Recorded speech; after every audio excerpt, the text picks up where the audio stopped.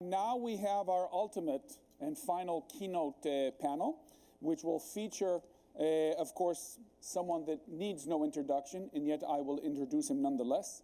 You probably know him as the godfather of private equity, Mr. Alan Patricof, the co-founder of Greycroft and Apax Partners, and he will be interviewed by Jason Kelly from Bloomberg, the author of The New Tycoons Inside the Trillion-Dollar Private Equity Industry. Please, Jason and Alan, thank you very much for joining us.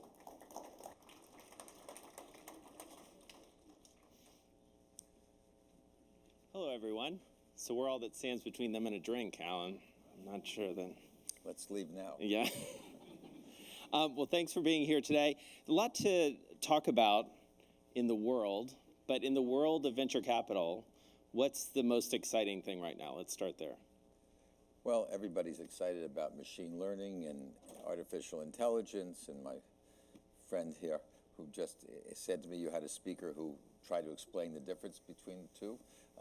But you know, every company seems to come along and say that they're in the field of artificial intelligence today, and what it comes down to is that everybody is working in some way in the field of artificial intelligence. I mean, we have made a couple of investments in which use artificial intelligence in some way.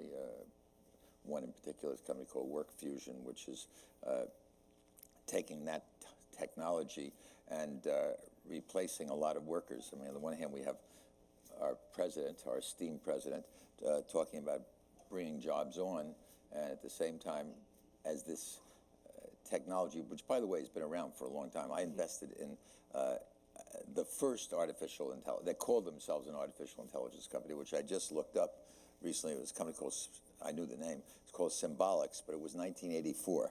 So, and they failed, by the way.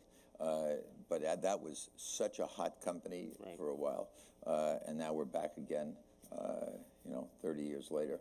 It reminds me also of I was going to say, VR and AR. Yeah. I actually invested in 1983 in a company called Virtual Reality, Inc., and they also died. And I found the guy who did that. It's a guy named Jaron Lanier, who is credited today with being the founder or the father of virtual reality. I found him in the bottom of the CES show, sitting behind a desk. I didn't know what you were going to say there. You found it at the bottom of something. Believe me, it was at the bottom of the basement in Las Vegas, the CES show. And I gather he's writing a book now about the history of virtual reality, and he's an advisor to Microsoft. So he didn't make it for a company, but he's still in the same field. So given that history, and you think about AI right now, given all the hype, do you worry that it is overhyped, especially seeing that you've seen this movie before, it sounds like? No, I think it's people are catching on pretty quickly. It's a tool. It's like using the tracks to run your trains on. I mean, it's everybody is now trying to take advantage of computerization, computer vision, and create new products and services around capabilities that they never had before. So you mentioned in passing the president, and obviously has been very much... In passing, I hope, yes. We'll let that one sit for a second. What is... I don't even care if it's on the record. What is the what's the deal maker's view of this administration so far? What has this administration done for those in the business of buying and selling? Honestly, why don't you ask it a different way? What difference does it make to the venture capital business? Sure. For the venture capital business, it's made zero difference.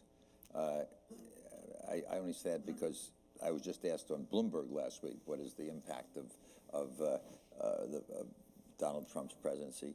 And the answer is zero. And then the second question is, what impact has it had for entrepreneurs? And the answer is zero. What impact will the new proposed one-page tax bill have on everybody's investing in my world? And I say zero. Yeah. And the reason is that Chaim Dabo, when he starts his new company, Kickbox, he hasn't even thought 1 second about what the tax rate's going to be when he sells the company someday. He hasn't thought one day for a minute about what the impact of the current political. All he's interested in is, can I get more customers? Right. And people who have a passion and, sorry, I always like to, I'll turn here instead of him. People who start businesses do it because they have a passion, hopefully. I mean, I like to think that people have a passion because they desperately want to do the thing they're doing. And I think that they don't stop to think about capital gains tax. They don't think about who's the president, who will be. The president will probably change by the time they get further along and they start having revenues. And yet, on the other side of the venture capital spectrum is obviously selling and or going public sometimes. We have seen a big run up in the stock market, certainly since November, a little blip last week, but generally the trend line is going up. What is the effect of those, I think most would agree, pretty high valuations, either on the front end or as a seller? Does that influence at all what you're doing? Let me answer that question, but a slightly different. I think from the standpoint of the business environment for established businesses, if you're in the oil business or if you're in the financial business, whatever business you're in, if you're a investment banking firm, all you can think about is that it's a positive environment, and I think that it has been, it has had an impact on people in terms of their behavior. But when you're in the venture world, they're mostly younger companies and newer technologies, and I have not had one company ever come in and talk about what their tax rate's going to be or come in what the business environment. They are just determined to do what they're doing, and so I think that we obviously have a better business environment, and it's like anything else. It gets overheated, and I think you have to do it on a company by company basis to determine whether something is undervalued or not. And I don't know where to guess. All I know about the stock market is, and I've been in this field a long time, is the market.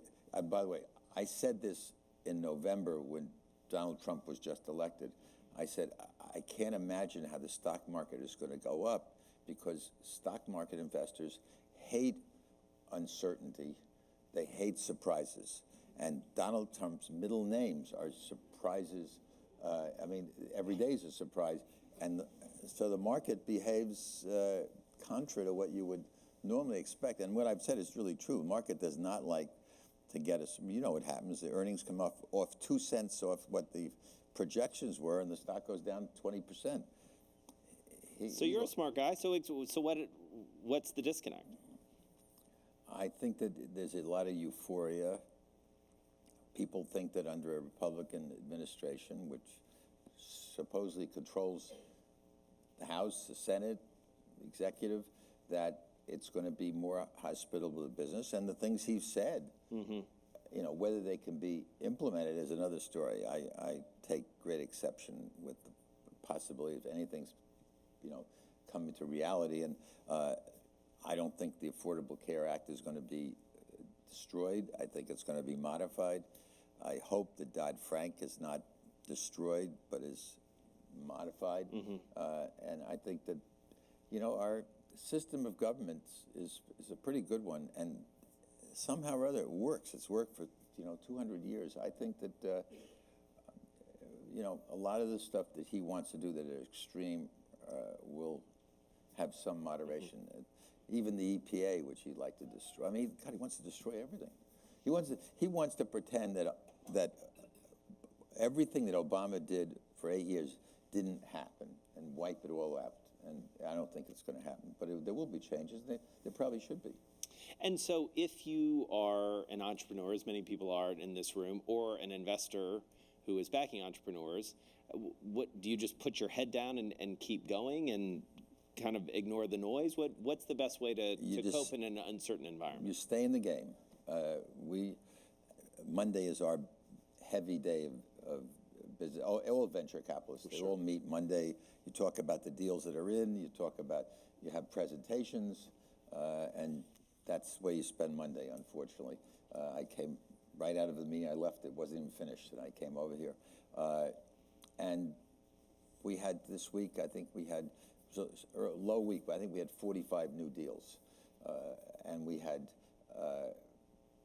something like 30 or 40 carryovers from last week, and that's New York. And then in LA, we had another 25. And what amazes me is to see lists of other firms. We share our deal flow with other firms, and I get their list, and they have 75 companies that are not on our list. Yeah. And I asked someone who went to a conference last week if they would send me a list of who was at the conference. It was on cloud software. And I got the list, and there were 120 people, and I knew 2 of the companies. I mean, it's just staggering what's going on now in this field. I mean, people ask this question is, you read about it, startups are down, financing is tight, lower volume. Believe me, we don't see it. I don't think any other venture capital firm sees that kind of decline. Do you think some of that is owing to the kind of rise and, at least, if not fall, the existential questions around some of the better-known unicorns and sort of the whole unicorn phenomenon, which seemed to drive at least a lot of the, dare I say, media frenzy around investing in technology specifically and early-stage investing? How has the unicorn mania, I guess, played through? I think it has some impact on getting some excitement, but I should say we do not have an investment in a unicorn. That's not saying I wouldn't. I would love to be in some of the unicorns, not all of them, but some of them at the very early stages. But we don't invest. We invest on a reality basis. The reality is that probably 2 or 3% of the companies that are invested in, at most, by venture capitalists that survive, not just in that whole universe, but the ones that don't go out of business, will ultimately go public. And that's probably a generous figure. And out of those, maybe more than 2 hands and two sets of feet will become unicorns. So it's a fraction of a fraction of a fraction. And the public is obviously, and institutions who have a lot of money, have gotten very excited, and they are all is a little statement, in the later stages, which has created these valuations. And I'll say Uber just because that's the one everybody uses. Although I must tell you, last year, the year before, everybody came in and said, we're the Uber of the bakery business. We're the Uber of the fresh fruit. I mean, everyone was an Uber. I haven't heard that in at least 6 months and maybe a year. Nobody comes in anymore and says, I'm the Uber of. So that are they the something else of? No. Okay. No. But so they're not the Airbnb of, or no. But the people who are in the Snapchat later rounds of Uber, and I have not access to anything. I think you can get access to information. Think they're in a pre-public round. They have lots of little bells and whistles attached that don't get publicly stated. For example, I don't know this for a fact, but I'm pretty sure I know what I'm saying, that they have to go public in 5 years or less, or there's a redemption. They accrue interest or dividend, depending on what kind of instrument, while they're waiting. They convert at a discount to the public market. There's something other than just purely buying common stock at a $60 or $70 billion valuation. And I've lived through a lot of cycles and a lot of pre-public financing rounds. And I always say that pre-public investment is people who think they're having a short-term engagement and find out they have a long-term marriage. They are in it for a lot longer than they think. And, these later rounds, people aren't just automatically going public. And if you're going to go public, you better make sure you've got 6 or 8 quarters of good results. Otherwise, your stock collapses. Yes, there has been a lot of excitement about it, but I would be cautious. Right. And do you think valuations, generally speaking, are at a peak now, or do you think we could run up a bit more, especially in the tech world that you look at? I would say that in our world, we specialize in A round financing, although we do some B, a little bit of C rounds, but mostly A round financing. I would say that the level of valuations have been pretty stable in the last 6 or 8 months, maybe even a little softer. The later stage deals were very much heightened, which is what caused a lot of the unicorn valuations. And I think those valuations have come down considerably, I think. Seed round financing, which was going crazy the last year or two, has also stabilized. So I think we're in an environment right now of prices are okay. They're not out of sight. I mean, we're making new investments every week, every month. Right. And you've obviously been doing this for some time. How have you seen the competitive set change in terms of who you're competing for deals with? Is it other institutional firms like yours? Are you seeing more family offices? Are you seeing more foreign buyers, limited, traditional sort of more institutional limited partners getting into the venture space, private equity coming down? Give us a sense of who you're running up against. You've covered everything. It's all of the above. Right. I mean, everybody wants to get into it, but not with a heightened frenzy, I would say. But we, go back to what I said a minute ago. I mean, I gave you 3 examples. Everyone's looking at a different deal. There's so many. Yeah. I mean, we're going through a period of euphoria in startup and early stage and entrepreneurism that this country, in my opinion, has never seen. Why do you think WeWorks is so successful and is filling up, 10, 20, 30 billion, buildings all over the place? Just about to open up in the Brooklyn Navy Yard with another, I don't know, several 100,000 feet. People don't realize WeWorks has entire buildings in this city, entire buildings, 15 stories, full of people who are, they'll claim they're not startups, but they're a large percentage of them are startups or early stage deals. People are, they're the Uber of the rental business. And what's driving that? I mean, we're just about out of time, but I would love to end on this notion of what's driving that unprecedented spirit of entrepreneurism. But what are people feeling that's leading them there? I think that a lot of it is because of the business schools. I mean, if you go to business schools today, I'm on the board of Columbia Business School. 10 years ago, if you had an entrepreneurial course, you might have had 10 people in it, and everybody will be in managerial courses or whatever. And everyone was applying. Everyone always wanted to get in venture capital, but McKinsey was getting the big applications. And today, all these business schools, not just Columbia, I know, has shifted their curriculum to everything someone needs to do to start up a business and to build a business. So that's one factor. The second factor is you now have a ethos. You have a community. Use New York as an example, where Google and Facebook and all the other companies you want to mention have many thousands of people working, and that spawns people who say, I want to go out and do it on my own. And you don't need the kind of heavy capital investment that it used to take. I mean, you can get access to spectrum very cheaply.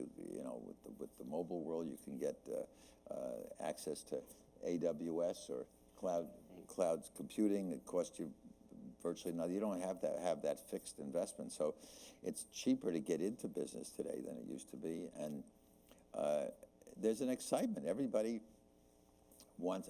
When I give courses, or not courses, when I speak once in a while at schools or groups of people, we got a lot of visitors. And I always say, instead of going and starting a company, go work for a startup and watch how they do it wrong and learn from it, and then go, if you want to still do it, go out and do it yourself, or go, believe it or not, work for General Motors and see what they're doing wrong and what you can, but, you know, get some basics instead of just going out of school or just, you know, going quickly into being an entrepreneur. Everybody shouldn't be an entrepreneur, by the way, you know, and if everybody's an entrepreneur, I mean, we'd kill each other. And I think we'll end there. No. Any big prediction for the rest of the year in terms of the biggest place you're going to invest, the most opportunity to give people a sense of where they should be looking for investments or deals or even what they should stay away from? Well, fintech is very big now. We're putting a lot of money into the payments area. We have 4 or 5 companies. I spent this morning with a brilliant young woman who's got a Bitcoin payment company in Africa, of all places, which is something we've never invested in before. And I mean, she's one of the most dynamic entrepreneurs I've ever come across. But we're investing in all forms of payments. I think there's going to be a lot more companies using artificial intelligence. I think the VR, AR area is going to continue to grow. I think they haven't got it solved yet. It's still not that comfortable to wear glasses for any extended period of time, but the applications in medical and in entertainment and education and is just, you know, just beginning. But they got to solve the glasses problem. We actually have made an investment in a company which is a mid-range. It gives you the feeling that you're seeing something different than 3D and 2D, and yet it's not all the way to require special glasses that give you VR. So it's a kind of mid-range for people like me who, you know, aren't ready to put those glasses on. How many of you have put on glasses, the virtual reality glasses? Yeah. How many of you enjoyed the experience? Fewer. Well, 2. Okay. But they've got to solve it. I mean, you know, they'll do something to make it a little more the form factor that'll be a little more comfortable or user friendly. Well, we will look forward to seeing where your next big bet comes. Patricof, thank you very much.